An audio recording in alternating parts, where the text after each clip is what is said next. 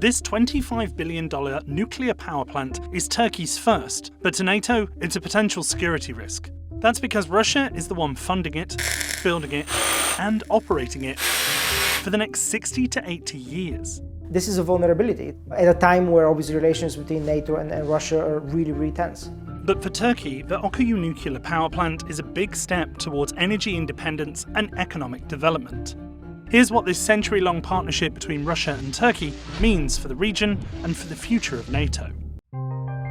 With multiple major pipelines carrying natural gas and oil running through Turkey, the nation leverages its geographical location and infrastructure to act as an energy trader in the region.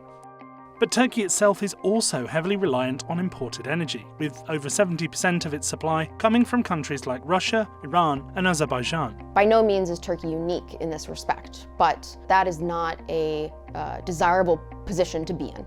Turkey has long sought to diversify and stabilise its energy mix to rely less on its trade partners. So for many decades, Turkey has wanted to build a nuclear power sector. And for many decades, Turkey tried. The effort to build a nuclear power plant began in the 1950s. But time and time again, the deals would fall through. Several times, its own economic and political instability prevented any progress from taking shape. Then, in 2010, Turkey signed a deal with Russia. The two nations agreed to a financial model known as Build, Own, Operate. That means Russia's state nuclear agency, Rosatom, will essentially do everything at Akkuyu. They run it, they provide the people, the experts, and all the way to the end where they can even decommission it. What Russia is doing in Akkuyu is extremely unique for the industry, and it's also a first test of this model in many ways. Construction on Akkuyu officially began in 2018. Once the power plant is fully online, its 4 reactors will have an installed capacity of 4.8 gigawatts, which will generate about 10% of Turkey's electricity. In other words, nearly enough to power Istanbul. In a 15-year deal, Turkey will buy the energy at a fixed rate, helping to reduce the volume of Turkey's energy imports by about 7 billion cubic meters annually.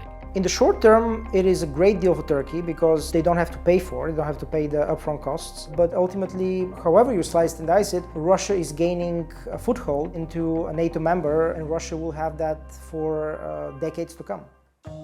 At the time Turkey and Russia signed the agreement, the West had good relations with Moscow until Russia takes control of Crimea. NATO member Turkey says it shot down a Russian warplane.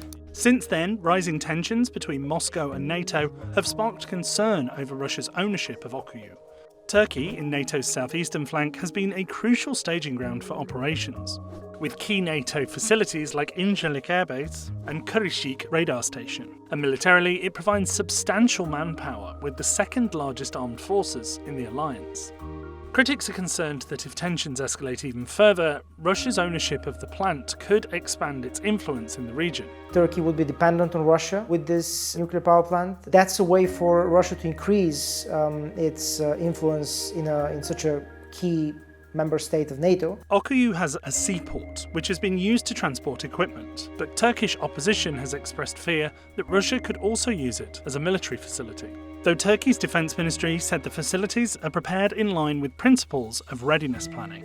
Additionally, critics say that Moscow could use the plant as a tool for political bargaining. Russia would have this lever where it could stop fuel deliveries, it could stop maintenance, it could even turn off the plant.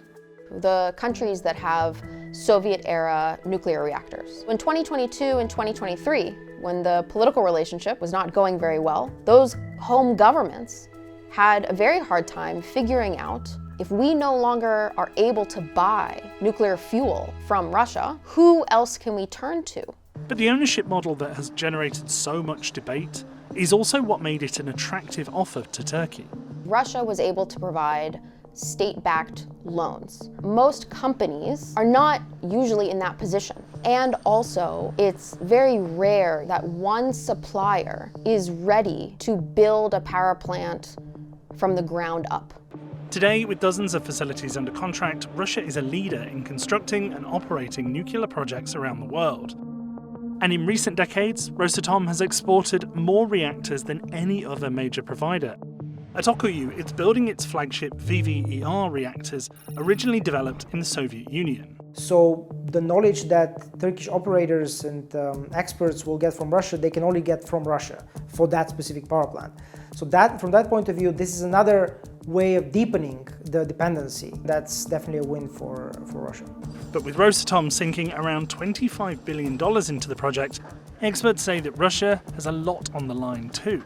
In the end, it is a financial asset for Russians as well. So in order to recoup their expenses, they need to operate it.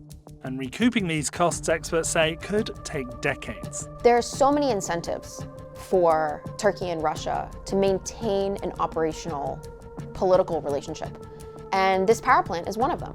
In request for comment, NATO told the Wall Street Journal that Turkey is a staunch NATO ally, which contributes invaluably to its security. And a Kremlin spokesman said any statements asserting a relationship of dependence or a security risk to NATO are unfounded, and that this is purely a mutually beneficial partnership. Turkey declined to comment. Turkey has had traditionally pretty good relations with both the West and Russia. So Turkey is trying to get benefits from both sides. And this project is a very interesting and important encapsulation of that. Türkiye-Rusya arasındaki normalleşme sürecinin hızla devam edeceğine olan inancım tamdır. The plant has faced delays. The geopolitical fallout after Russia's invasion of Ukraine disrupted Rosatom's supply chain. So when one key supplier withheld parts, it turned to China. Now the first reactor is scheduled to go online at the end of 2026. And Turkey says Akkuyu will be completed by 2028. President Erdogan has long sought to position the country as a global power, and having a nuclear power plant, which not many countries have, is a symbol of that ambition. This may just be the start. Turkey is in talks with several countries to build another nuclear power plant, and Turkey's energy minister has said that Russia is once again coming out ahead. That is something that worries me much, because you cannot be dependent on one supplier. But until Turkey can build a power plant on its own, they are making an investment for generations to come. That is also a marker of political confidence, that that relationship can be maintained for a century to come.